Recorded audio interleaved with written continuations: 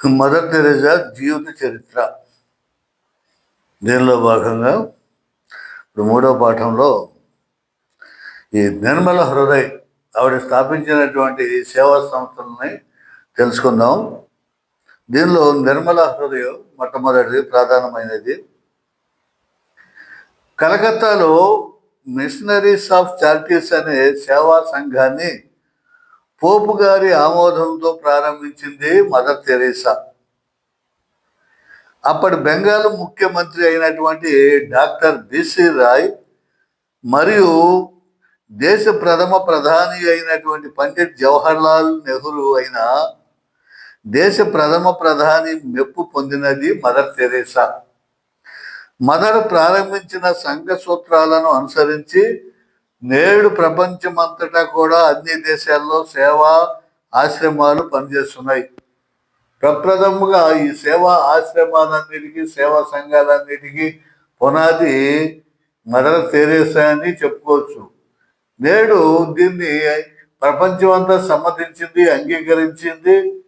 మరి ప్రైవేటు వ్యక్తులే కాకుండా సేవా సంస్థలు నడిపేవారు, ప్రభుత్వం కూడా సేవా సంస్థలను నడిపించడం అనేది గొప్ప విశేషంగా భావించవచ్చు.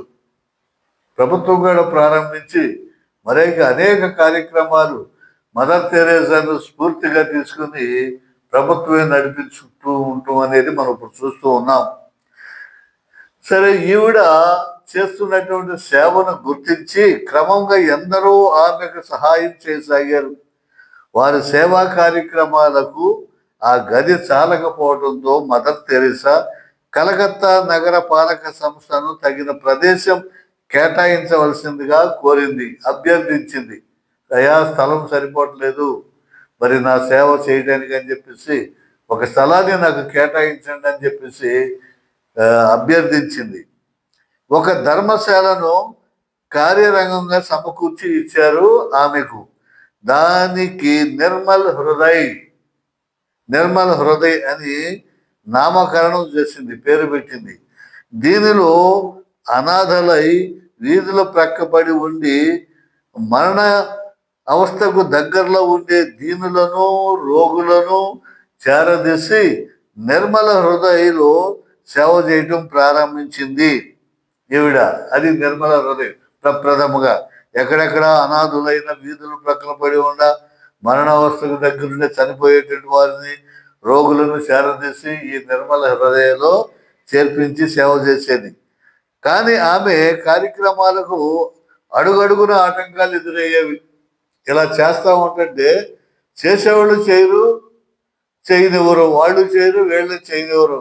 ఆ విధంగానే ప్రతి చోట కూడా ఈవిడ చేసే కార్యక్రమాలకి ఆటంకాలు ఎన్నో సృష్టించేవారు. హిందూ దేవాలయ ప్రాంగణంలో తెరెసా క్రైస్తవ మత కార్యక్రమాలు నిర్వహిస్తూ మతం మారుస్తుందని ప్రచారం మొదలైంది.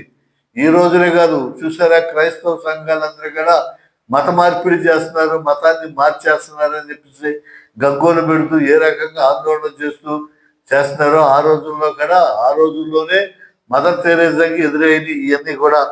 కొందరు యువకులు పలుసార్లు ఆమె ఆశ్రయంపై కూడా దాడి చేసి ఆశ్రయాన్ని నష్టపరచడం, ధ్వంసం చేయటం, ఈవిని కొట్టడానికి మీదకి రావటం, ఇవన్నీ కూడా ఆ రోజుల్లో చాలా భయంకరమైనటువంటి దుస్థితి ఎదుర్కొంది.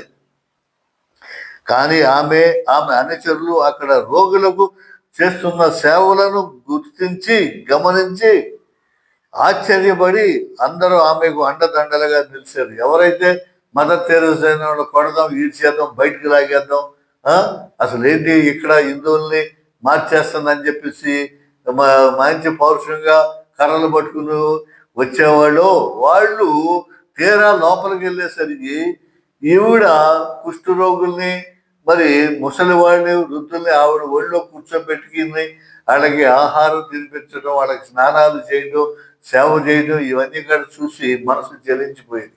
మన తల్లిదండ్రులు కూడా చేయరు, ఎంతటి వ్యక్తిగా మనం ఆమె తలపెట్టేది, దీనిలో తప్పే ఉందని చెప్పేసి, అమ్మా చెయ్యి, మేము కూడా నీ సహాయంగా ఉంటామని చెప్పేసి మరి భగవంతుడు వాళ్ళని మార్చేసి వాళ్ళని కూడా సహాయం చేసే విధంగా తయారు చేశాడు క్రీస్తు ప్రభు. ఆశ్చర్యపడి అందరూ ఆమెకు అండదండలుగా నిలిచారు. కాళికాలయ పూజలతో సహా ఎందరో రోగులు ఆమె సేవకు పాత్రులయ్యారు. కాళికాదేవి ఆలయంలో ఉండేటువంటి నిత్యము జపతపాలు హోమాలు అర్పించేటువంటి పూజారులు సహా ఈవిడే ఆ తల్లి, ఈవిడే ఆ మాత, కాళికా మాత ఈ రూపంలో పేదలకు సేవ చేస్తుంది అని చెప్పేసి వాడు ఎలుగెత్తి చాటి వాళ్ళు కూడా సేవ చేయటం ప్రారంభించారు. ఒకసారి ఇలాగే కొడతానికి వెళ్తే ఆ పూజారికి కలరా వచ్చి వాంతులు విరోచనాలతో చేసుకుంటే ఆవిడ ఒళ్ళో కూర్చోబెట్టి అవన్నీ కడిగి తీసి తుడిచి మరి కాపాడి అతన్ని బ్రతికిస్తుంది. ఆ బ్రతికించేసరికి అప్పుడు అందరిలో అక్కడ మార్పు వచ్చేస్తుంది. అమ్మ నిజమైన మాత, నిజమైన తల్లి అని చెప్పేసి ఆవిడికి చేదోడు వాదోడుగా పూజారులు కూడా సహాయం చేస్తూ వచ్చారు. ఈ రకంగా ఆ నిర్మల హృదయలో మరి అనేక సేవా కార్యక్రమాలు చేపట్టడం తలపెట్టింది, చేసింది.